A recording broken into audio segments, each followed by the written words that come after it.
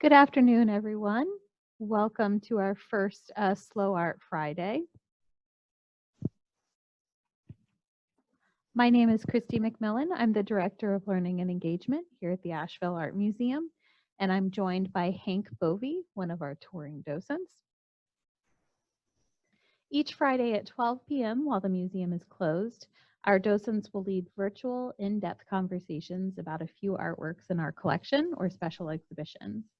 The goal is simple: slow down, discover the joy of looking at art, and talk about the experience with others.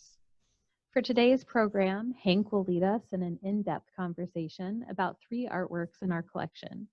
We'll spend about 15 minutes or so with each artwork.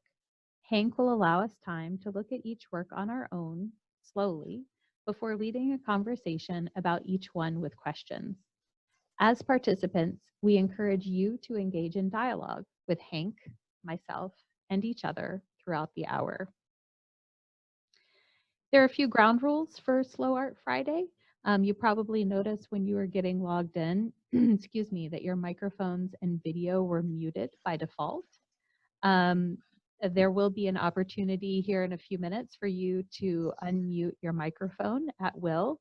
We do recommend that you keep your microphone muted at all times unless you're actively making a comment or asking a question. A few tips: we suggest choosing a quiet room and closing the door in order to avoid any outdoor noise. It's a beautiful day, so there might be dogs barking or people cutting their grass, and that can be a little bit distracting when you're on a call with 25 people. We also suggest trying not to sit in front of a window, lamp, or other strong light source as it affects your camera's ability to show us your face.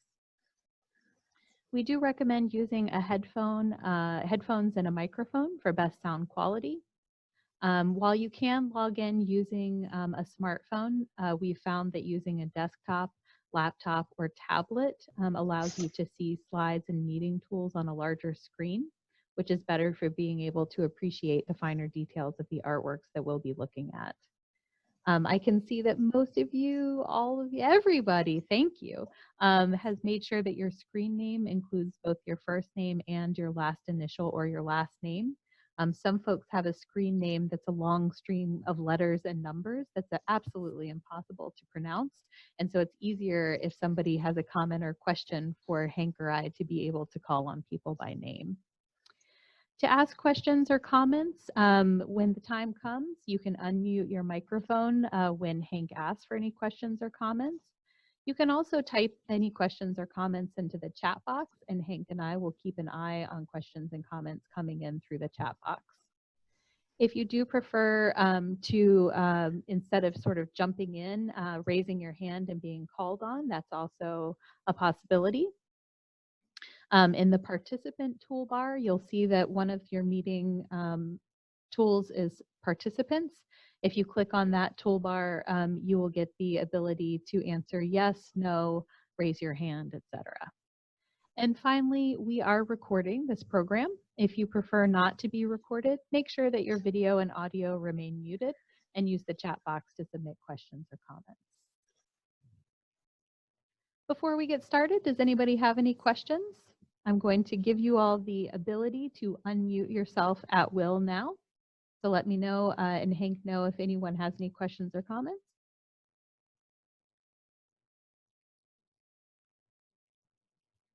Fantastic. Then I will go ahead and turn it over to Hank. All right, well, good afternoon, everybody. I am Hank Bovee, a touring docent with the Asheville Art Museum. And I want to welcome you to our second Slow Art Friday, my first one. And today we're going to look at 3 artworks that involve people and places. I chose the theme of people and places because probably most of you, if not all of you, just like myself, are home in social isolation today. So we're seeing the same people, in my case, the dog, in the same places every day. So I thought it'd be kind of nice to look at some other faces and some other places and have a little discussion about that. So as Christy said, we will look at the work of art, and then I'm going to ask you some questions. And feel free to jump in there. As she said, just unmute and start talking if you aren't comfortable doing that. type it, although hopefully you type faster than I do. And also feel free to raise your hand. So with that said, Christy, if you'll go ahead and put the first image up there. And the first one we're going to look at is actually from Black Mountain College. It's Roost of the Medusa by Satie is the name of the work. It's a photograph by Clemens Callister. And hopefully you all got a chance to look at these in depth before today, but if not, and for those of you that did, to give you a little bit more time, we're going to take just a moment to take a look at this. So before we start, if you would, just study the photograph and then I'll ask questions in a couple of moments.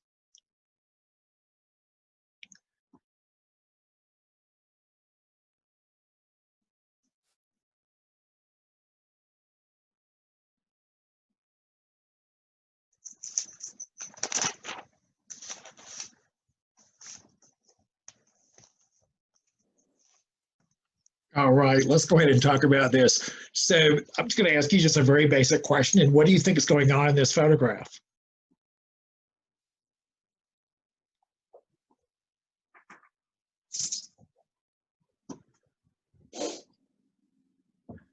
So feel free to unmute yourselves at will. Barbara Heller says it looks like a play or production.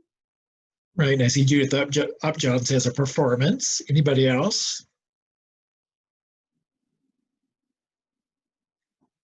I thought maybe it was a behind the scenes photograph. So possibly behind the scenes photograph. So to speak. So for those of you that think this is somehow related to a production or a behind the scenes photograph, what do you see that makes you say that?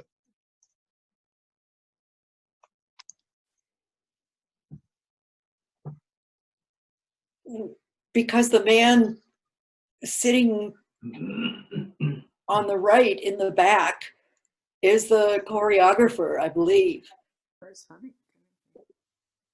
So the man in the back, you believe, might be a choreographer. Kathy Sagan, go ahead.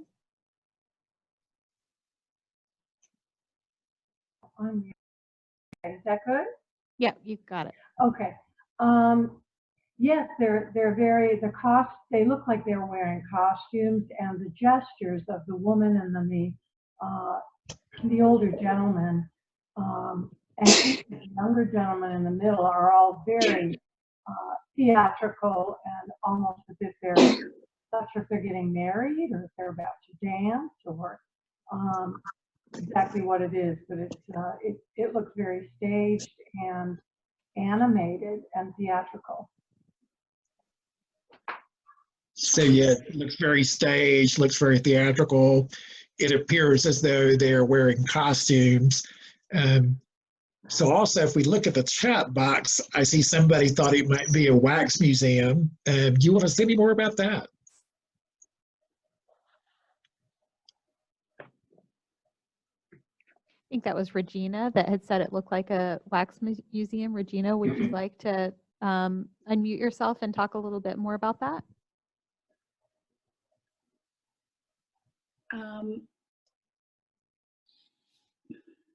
I thought that they Regina. were staged. So you think it's very staged looking, so. So I thought that they were too perfect in their position. So that's why I thought it was perhaps not a true replica. So rather than real life, it looks like it could be a replica because they were so perfectly posed. It's so staged looking. Yes. Mm-hmm. Okay. Would you like us to raise our hands, Hank, before speaking, or do we just speak? I'm just wondering protocol. What's that? Would you like us to raise our hands, or do we just all speak?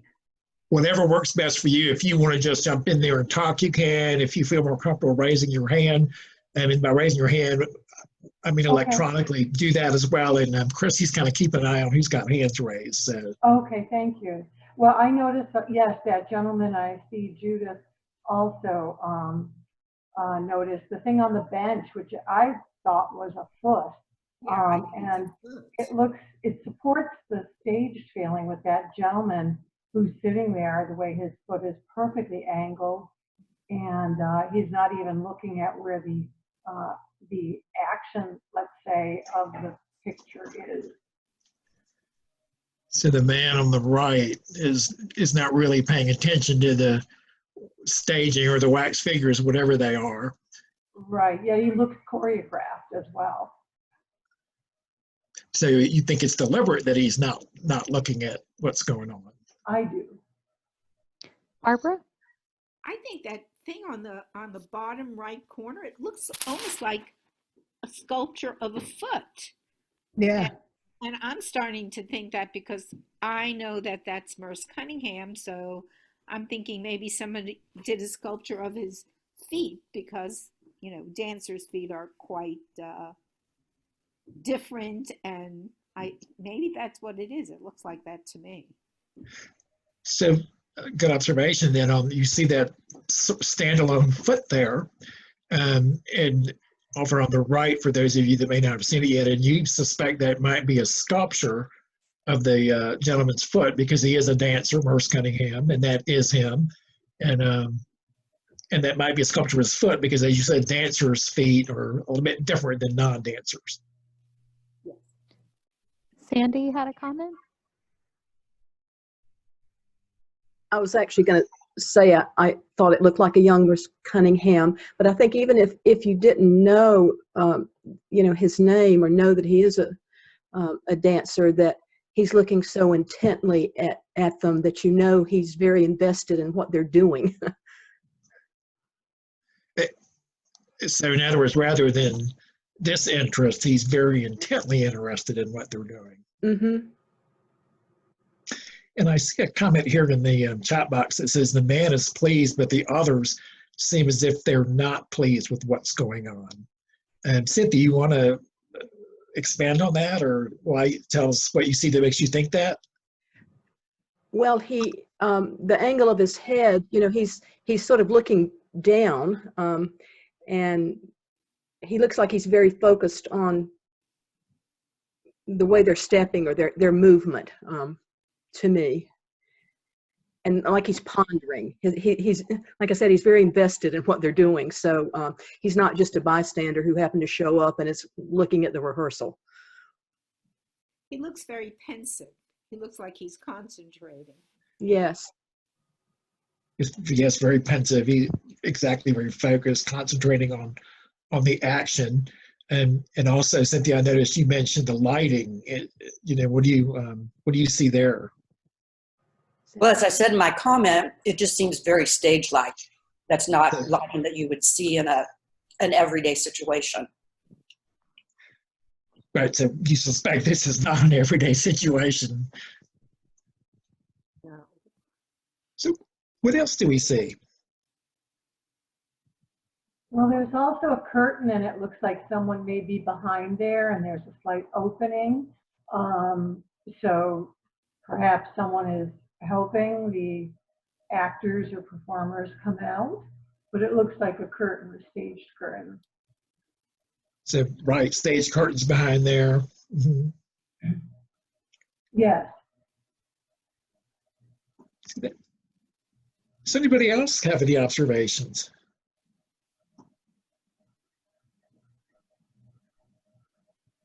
I noticed the guy in the fourth figure in the background, he's like looking away, and his face is really in shadow while he's wearing that white suit, and he doesn't seem involved or engaged at all.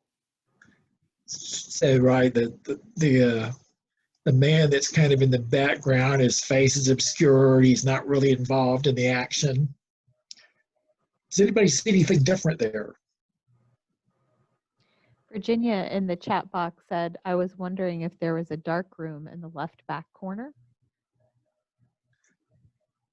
So if there's like a dark space back there, you think, or?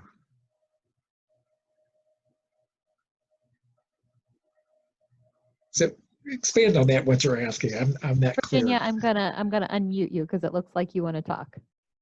Go ahead. Wait a minute. unmute. There.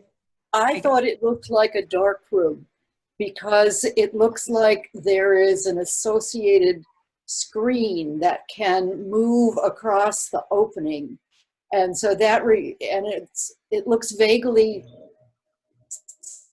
circular. So that reminded me of a dark room. And so that's why I think this looks like it's backstage. I'm curious to know what the round objects are on top of the, yes, there, those round objects. I have no idea what those are. And that's a good one because I had that same thought when I was looking at this. So anybody got any ideas what those might be? Possibly light. They look like scrolls, like circular. Scroll, so just more like a decorative scroll, or Yes. Judy also said decoration. Hank, Sandy has her hand up. what's that? Yeah, Sandy? yeah, I do. I was listening to the words people are using about the curtain and the dark room and all that, and I'm thinking about how effectively the photographer has used shadow in this picture, particularly the way the curtains are sort of pointing down to the woman. They pull your eye to her, the shadows in the curtain, and you see the shadows on the floor and the shadows in the upper left. So it's, I think normally you think about when you're looking at a picture, you notice the lit places, but when I look at this, I really do notice the dark spaces. So the dark spaces, the shadows really help with the composition of the photograph as far as they draw your eye to the female figure. And they add a lot of interest in the floor, the people shadows.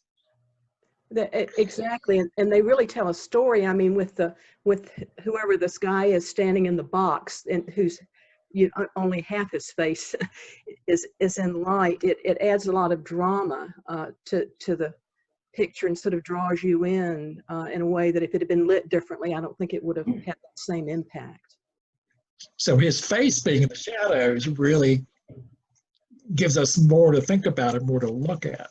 Yeah, for me it does. Yeah. Yes.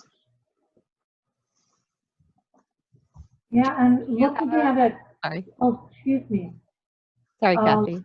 Okay, looking at it, longer as we have or slowly, what I am now really struck by with the woman who mentioned the curtain in the back is the movement that's in this photograph, the lyrical nature of their bodies and his foot pointing in. I'm fascinated by the three arms and the hands that meet, and that little section right there. The gentleman in the back, his arm, the way that shadow falls on the edge of the, let's call it a dark room. It's perfectly in line with that edge. The older gentleman doesn't seem like he's touching, but maybe giving direction to her. But I don't think he's touching, but it's really quite beautiful, the way the eye can flow all over it. So in the center there, where the man and the woman that appear to be dancing, where their arms come together, and then the man whose face is shadowed, his arm comes in from the back, and that shape really, it sounds like it appeals to you a lot. So Yes. Very good.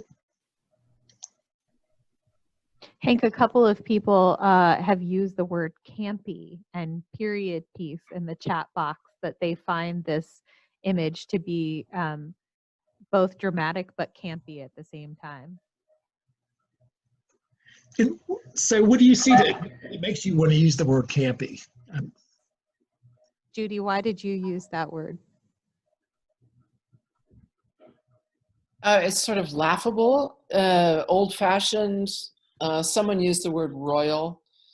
It has the guy who is standing between the older man and the woman, his eye, the way the lighting is, maybe his eye looks wide open. You know, there's sort of a melodrama aspect to this that today looks a little silly or a little campy.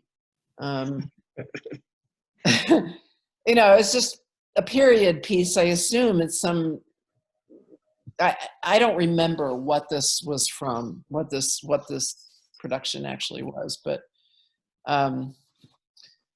the only part of it, and it's hard for me to enjoy this because of that campiness and this sort of static drama of it, except for the lower right where Cunningham is sitting and his foot turned in like that, and this other thing that might be a foot next to him and that round thing behind him. I mean, that little corner has so much interesting ambiguity about it and non-staging elements that I find that really interesting. And the rest of it, it's almost like he's looking at a period painting or something, or a period piece. Judith, I agree with you about the Merce Cunningham corner. It reminds me a little bit of the Rene Magritte painting of the guy in the bowler hat with an apple in front of his face. Yeah. But you look at that foot and go, what the heck is that and why is it there? And it almost looks like a surreal painting or something to me. Because it took me a while to figure out what that foot is. I still can't really see what it is. Is there something lying on that cot or something? It looks like it's propping up this cushion or ottoman. I don't know. Oh. Like you know how you have these chairs that have lion's paws for legs? Maybe it's part of that seating. I can't tell. It also looks like a tiny dog from the back. I don't know, but that corner is so much more interesting to me than the rest of it, because the rest of it is just so. I mean, Kathy pointed out some interesting movement and details, but it's still, to me, very much like a wax museum. So I see one very interesting comment down here in the comment. Charlotte says, "Could it be a horror movie? The foot is a symbol that all is not well." So what do you think, Charlotte? Is it a horror movie? Well, I see the older gentleman looks very happy. She looks sort of serene, but the guy in the shadows looks a little strange. But that foot hiding back there makes me think that there's something back behind the curtain that we'll find out later. But and I wonder if the older gentleman knows it, if he's kind of a trickster with that polka dotted vest kind of, and the stripes in his pants. He looks a little bit clown-like, or well, I feel like there's some beauty, but there's something not so right about it. So you think possibly he's up to no good? Maybe so, or maybe it looks to me kind of like a bride and a groom or something. Maybe it's the other one in the shadows who's not up to any good. I don't know, but I feel like it's a little suspicious, especially with the light in the shadows. So, yeah, the shadows.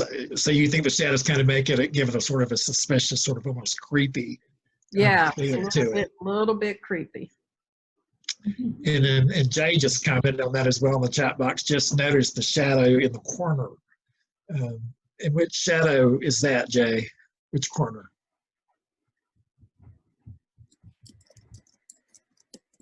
The right side. So down where the foot is? Yeah. Okay, yes. That's probably the darkest thing. And someone else mentioned in the chat too that they thought that foot was the foot of the chair that Merce is sitting on, and that there's a foot on the other side that I guess would be obscured by the woman's dress. Let's see. Virginia thinks this might be a rehearsal scene. The choreographer is in the background, sitting on the footstool. The director is in the back left, which I'm assuming is the man with his face in the shadows. And he's holding the hands of the two stars. Anything else you want to say about that?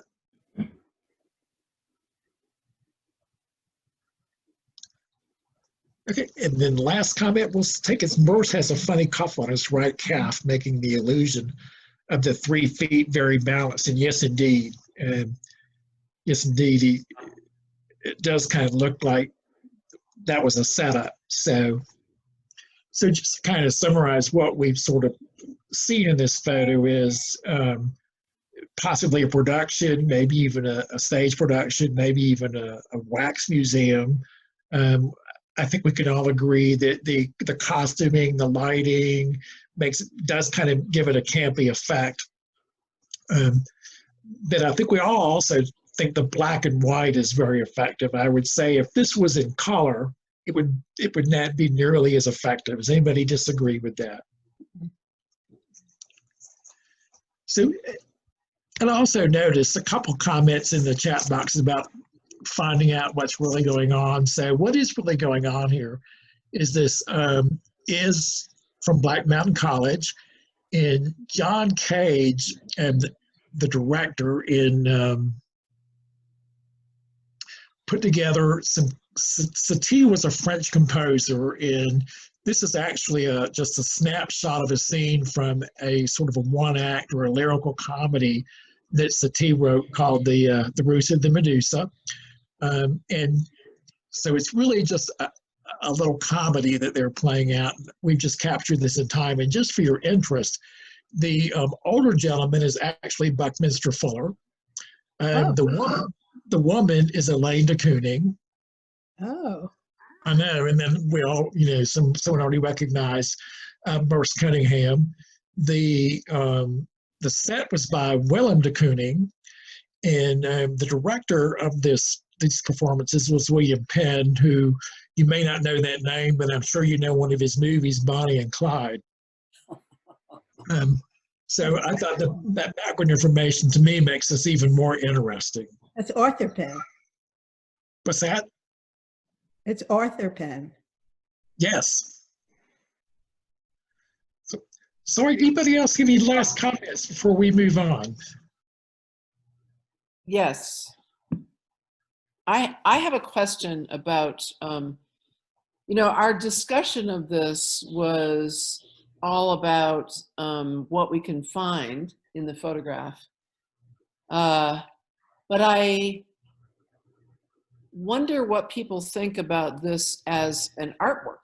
I mean, is it only a document or a record of Satie's, of this little moment at Black Mountain College, or that's well composed and interestingly lighted, or is that enough, or is it something more than that? Judith, when I was commenting earlier about the shadows and the folds in the curtain, to me it is an artwork, because the composition, for example, the on the upper left corner, what we're trying to figure out what these silver discs are. I think, if you look at the way they're positioning their hands, the woman and the older gentleman, the curve of that is sort of repeated in the forms in the upper left corner. So you almost don't need to know what it is. It just works. It works in terms of composition for me. And it seems composed and considered. He just didn't, the photographer just didn't click and hope for the best as a document. I think he thought about composition. Mm-hmm. So just to expand on that, a couple of things I think about it is one, the performance is also a work of art, performance art, and this kind of captures that moment. Otherwise, it would just be a memory for some people. This way, there's actually a document, so to speak, that is also a work of art. And we've had a 30-minute discussion on this, and so I think right there, To me, that kind of defines that work of art. Artists, a lot of times, that's what their goal is just to inspire discussion or to get you to think, a little bit deeper about what you see in their imagery. So it could be both a document and an artful piece. It could be both. It could very well be, exactly. I guess this is one of the discussions around photography. Has been for quite a while. Is photography, just a record, or is photography creative in and of itself, and how? And that's been an ongoing discussion as when photography developed, and then as technology changes. So Judy, you're in luck. The next Slow Art Friday is on photographs from our collection. Good. So Great. save that question for next week. I just want to add, this might be interesting to some people. I saw Meredith Monk. Some of you might know her. She, very well-known, older performance artist, musician in New York. And she did a Zoom thing yesterday out of her apartment showing us her artwork. And this photographer, she had a photograph by him. And apparently he was very well-known. And she said she thinks he's the best photographer of performances that she's ever run across. I'd never heard of him, but apparently he's no small deal. All right. So with that said, make sure you all dial in next Friday for photographs. And let's go ahead and we'll move on to the next one. And so this piece, a totally different looking piece, is Windows by Jacob Lawrence. It's a lithograph, so it's a print. And same as last time, let's take just a moment to take a look at the image, and then we'll talk about it.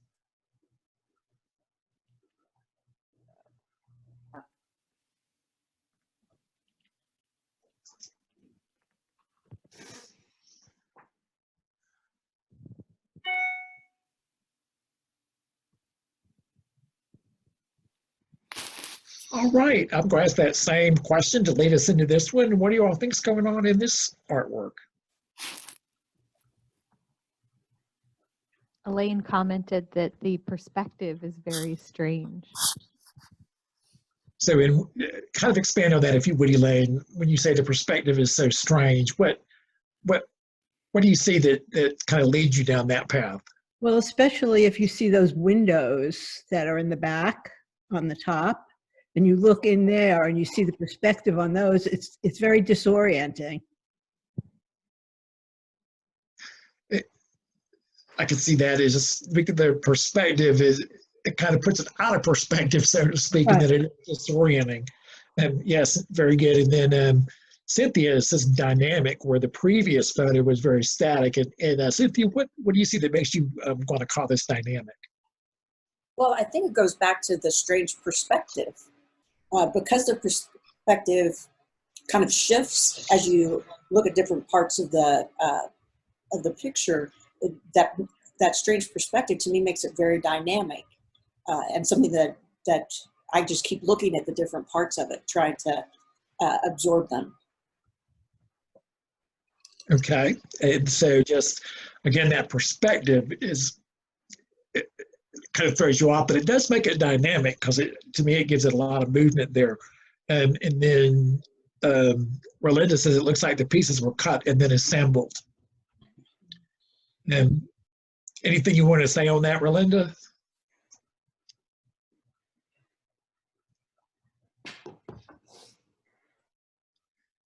So let's just see. Try to keep up with the chat, folks. Pardon me just for a second. Jay, you had a comment that I lost there. A little unsettling. Perhaps the lean to the left contributes. I think we're all kind of going, or several of us are going down that pathway. The perspective makes it dissettling. Looks like the pieces were cut and assembled. And I was trying to figure out, Hank, the gentleman in the hat, what his position is, because he really looks like he's almost falling or dancing or tiptoeing over. Which one, Kathy? The gentleman in the black suit with the black hat. So right, the guy with the hat. Mhm. Just his positioning, you're not really sure what physically he's doing. He looks to me like he maybe could be a minister. Maybe that's a Bible in his hand. And it looks like a clerical collar. Yeah, Yeah. So, I agree. so he could be a man of the cloth holding a Bible. Yes, indeed. And the outfit does look like that. So, He's also the only one who is clear. His image is clearer than the others. There's only one other face that you see down here. so I think that's an interesting point that in the gentleman that might be the preacher or pastor, his image is much more clear than the others, and I would say they're a bit more abstract. Right. And I see that Laurel has made that comment extremely abstract, interesting, which is blue and which are orange. So Elaine, when you say which is blue and which are orange, what are you getting at there? I was just wondering if there was a significance to what was chosen to be in the blue and chosen to be in the orange, other than the placing on the palette there. So what do y'all think? Is there some significance to which figure has which color?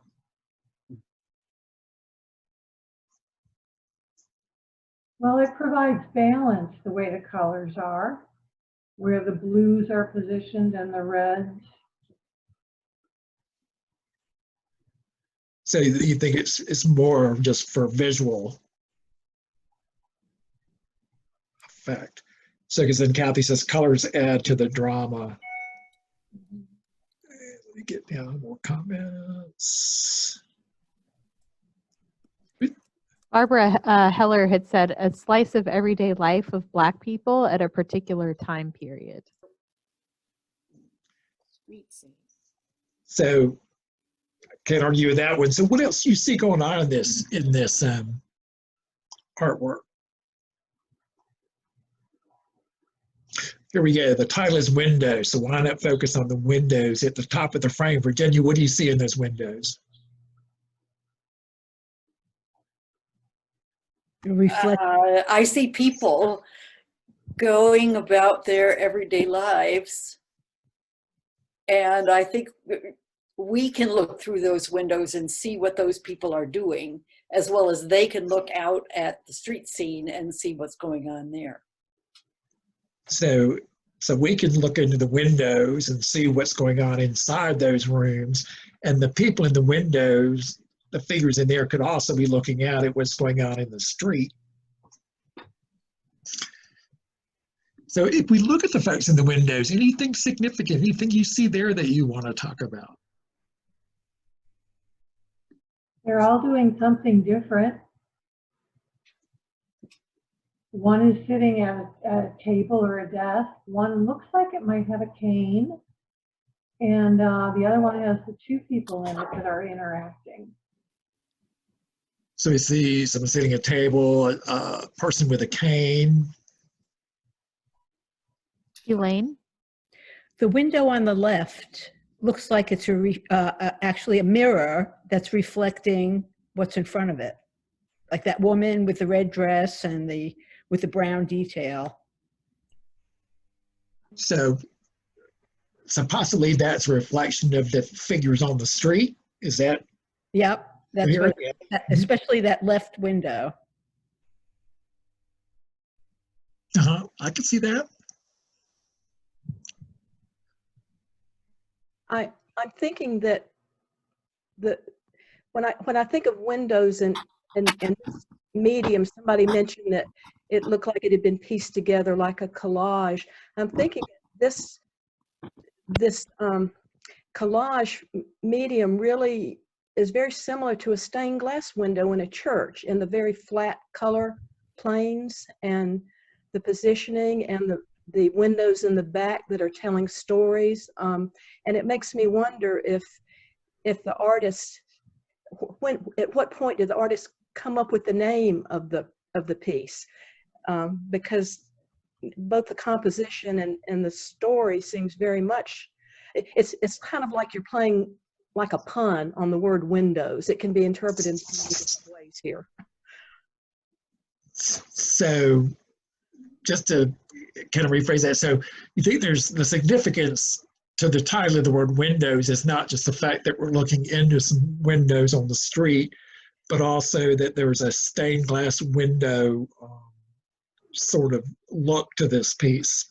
To it, yes. Barbara P had her hand up. I was thinking that very often in urban communities, there are people who are looking out the windows and they're shut in. The gentleman with the cane, to me, one of them looked like he's in bed, and they're like observers of what's going on in the world as we're looking into the picture and being an observer of what's going on that street. So I think it's maybe the title and the windows reflect a certain urban community, because I remember growing up in Brooklyn, there was some ladies who used to look out the window and talk to people as they passed by, and it's just a way of communication in an urban setting. So a snapshot of an urban scene with I think similar as to what we heard before, there's people looking in the windows, basically us, and then people looking back out of the windows. There's sort of a conversation on the chat going on that some of the participants are questioning if these people are, maybe we're looking at a nursing home, they look ill. Someone said, could they be sick people? So anybody want to expand on that?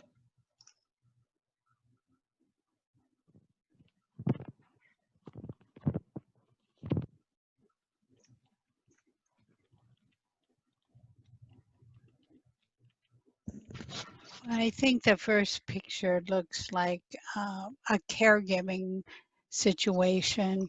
I think the second picture to me does look like a pillow and a bed sheet and a man present. And then that last white window was someone walking with a cane. So I envisioned that as a situation of care, of a nursing home situation. And often we did have that, and still do have that, layer of society, which are people of color, they're black and brown, who attend to those needs. So they're showing up. So on the left, you think the woman maybe in the orange is the caregiver of the other figure. Correct. And then the center, he's not sitting at a table, he's actually in a bed. And then as we've mentioned a couple times, the right-hand window is a gentleman with a cane or a person with a cane. You know, we don't really know their genders. And so really the folks that are inside are possibly ill as opposed to the people that are outside. Correct. And that there might be a statement here, you know, that caregiving employment tends to be, if I heard that right, a lot of people of color are in those positions. And then Cynthia says the windows look onto what looks like cells with no doors, and they're not rooms. So what do you think, Cynthia, about that?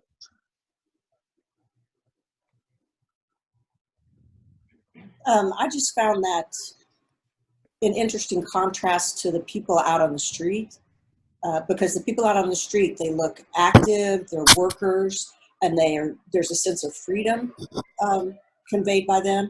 And the ones through the window don't have that same dynamic, don't have that same sense of freedom. I really didn't get the sense of them being possibly ill until that was expressed by somebody else, and I can definitely see that now, which makes the contrast between their cell-like ill, the perception you get of them, and the people out on the street that are very dynamic, clearly working or headed to a job. And so you can kind of see a difference between the two. But then there's that really weird plank coming out of the right window that somebody had mentioned before. And to me, that's just a mystery. Right, that plank, someone else brought it up, and I will say anybody's guess what that might be. And then just to kind of wrap it up, the last few comments are features of the people are missing, stylized, or distorted, particularly the hands. Very true. So what do you think? Why do you think that might be? Hank, one other thing, and I don't know the why, but in terms of like wrapping it up, there's something that I only noticed midway in our dialogue, and that was the woman in the white. And she's so, she's almost disappearing. My eye just flowed all around her, and then I, towards the end, realized that is a person, and her, the brown head, you know, just blended in with the other person, and who typically wears white is, you know, let's say medical nurse. So, but that figure was who's in the center forefront. Incredible that it was so. She disappeared for me. So, and yes, I see that. Very good point. So right there in the center of the foreground is this figure in white. So she's really the only figure that's not in a collar, pretty much. And it does kind of make you question what the significance of that figure is. So let's summarize this one. I think, and just first I'll go and tell you, this is Jacob Lawrence is the artist. And Windows was actually a series of prints that he did. And so this is just one of a series. He was born in Atlantic City, grew up in Harlem during the Harlem Renaissance. So I think this is likely a street scene from Harlem. He actually also has a Black Mountain College connection in that he was invited to teach there in 1946. So as far as what the figures in the windows are, it's anybody's guess. One thing I did notice that didn't come up is the guy on the right-hand side has a, not only does he have a cane, but he has a white cane. So that made me think maybe he was blind. Just a little something I picked up there. So before we move on, anybody have a last comment on this one?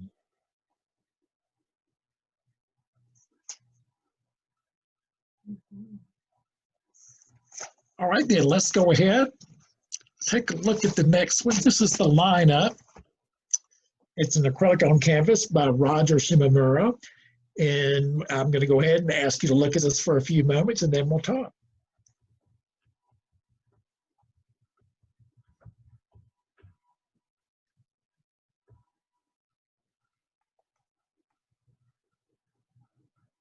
So Christy, if you wouldn't mind, let's go ahead and move to the big image. There you go. Sorry about that, Hank. No worries. And I see that this one is a little bit pixelated. I apologize. This was the best image I had.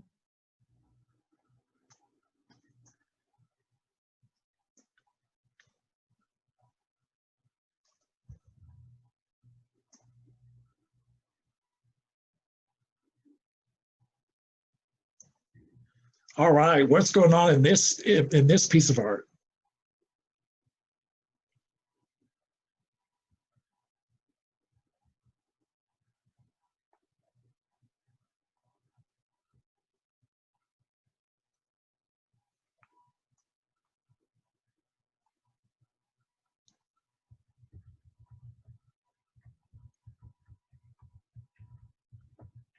Barbara, go ahead.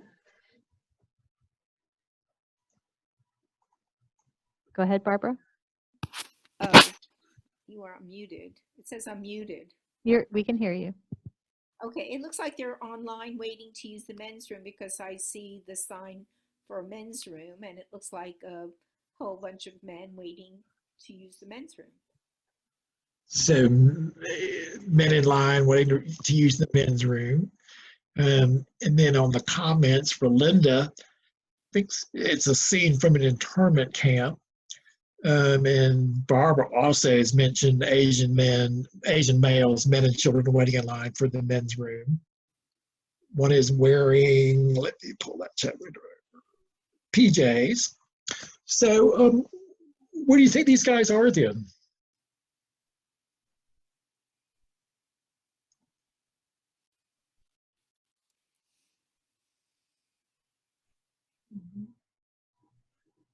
So I see one person says all Asian, possibly 40s. And so I'm thinking that's probably you mean this was images from the 1940s. Yes, it's internment camp. One military guy.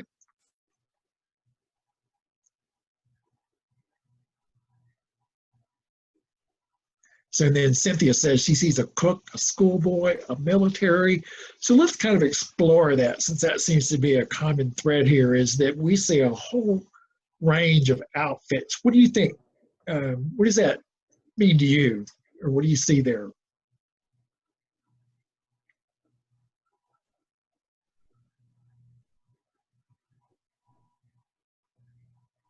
A couple of people have commented on this gentleman here, Hank, that he's wearing a robe or pajamas, whereas no one else is wearing clothes like that. Chip had noticed that, and I think it was Rolinda further up, if I'm not mistaken. Oh, sorry, Barbara H. Yep. So yeah, Chip had noticed that the guy was in a robe. Does that expand on that? Why do you think that might be? Sandy?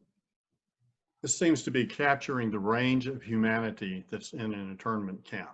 It's all manner of people. It's like a person who may be a chef. It's a person who is sick. It's children. It's the military guys. Obviously, he's military, but everyone else is just a range of individuals who were brought to the internment camp.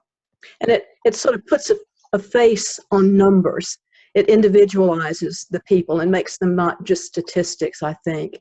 I also think it's interesting that the little boy in the lower left is the only person who's looking straight at you. Everybody else is either distracted or engaged somewhere else.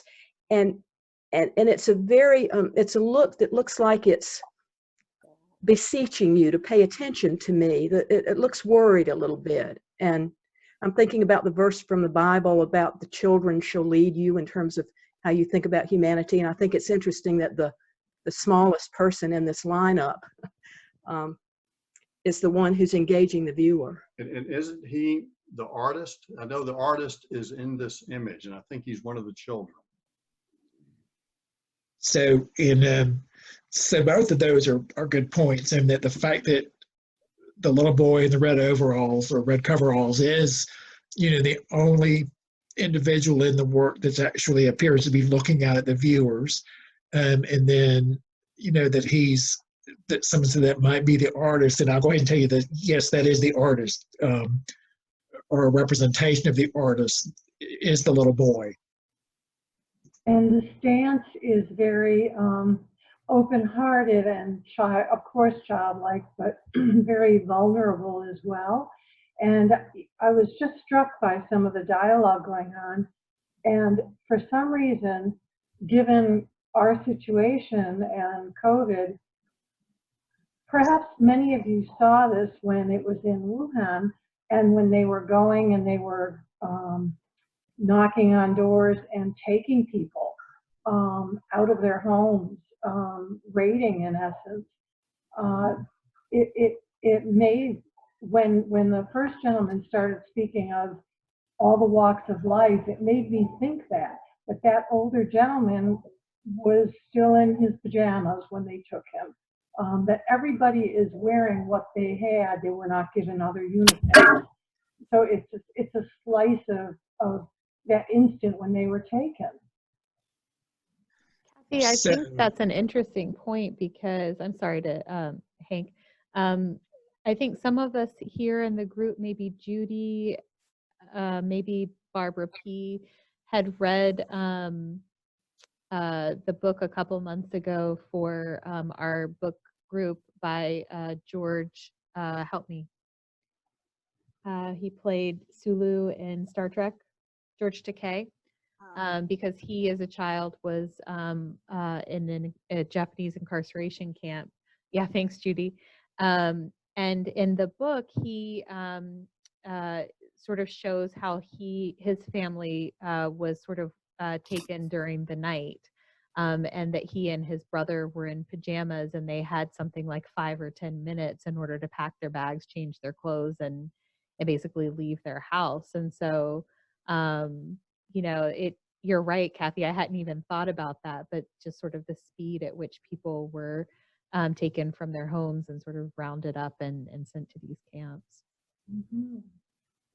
So possibly the different attire then represents the fact that they had no time to change. They were just, taken from their homes and what they were wearing, and that was it.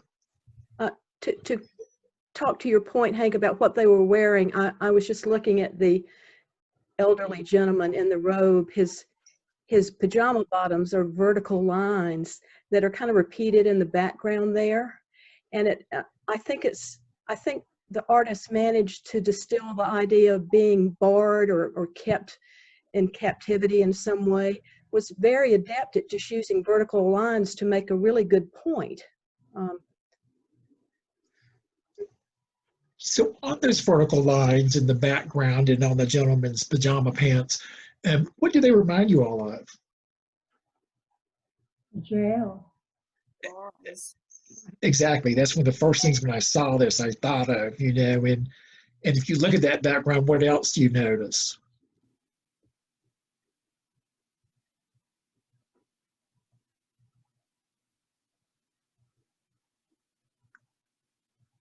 So what color is the background? Black. It's black, exactly. Bleak black. So anybody else have any observations on this?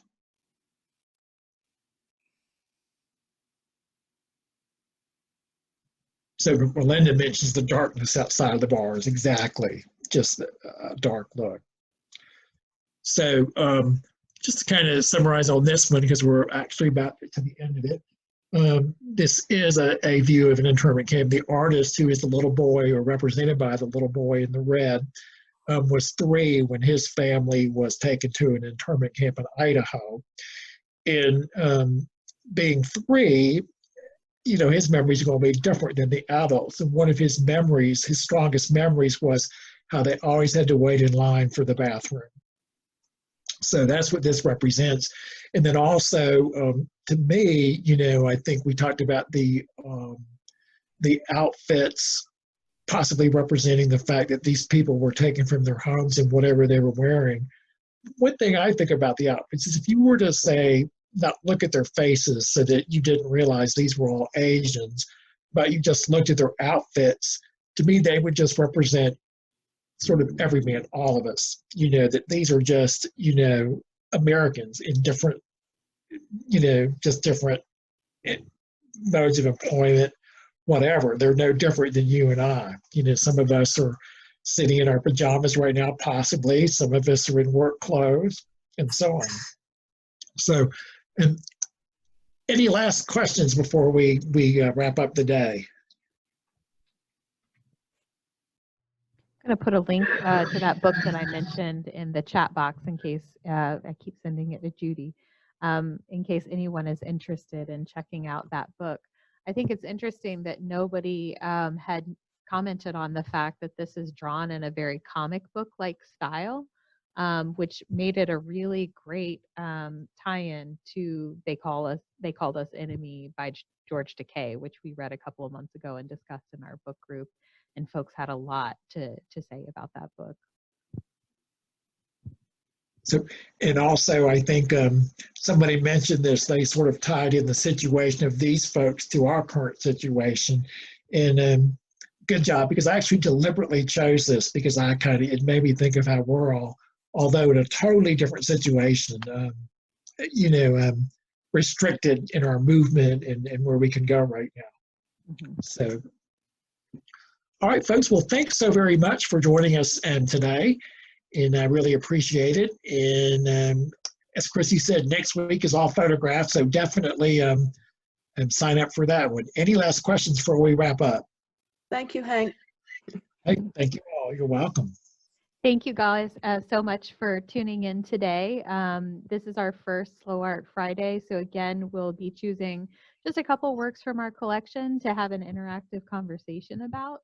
It's a little bit of a change from a more presentation style, so we do offer that on Wednesdays with our curators, but we wanted to have the opportunity to be able to really look at things slowly and talk about them as well, to make sure that we had a couple different opportunities for people who really want to engage with art and with each other. So thank you to Hank for offering our first Slow Art Friday, People and Places. As we said, next week is photographs from the collection. Our master docent, Doris Potash, is going to engage with 3 different works from the museum's photography collection. And that has been posted up on the museum's website if you're interested in getting a preview of those photographs. I hope everyone has a great weekend. Thanks again, Hank. Thanks for everybody for coming, and we'll see you next week. Thank you, Kristen. You're very welcome. Bye, Sandy and Mike. Bye, Barbara.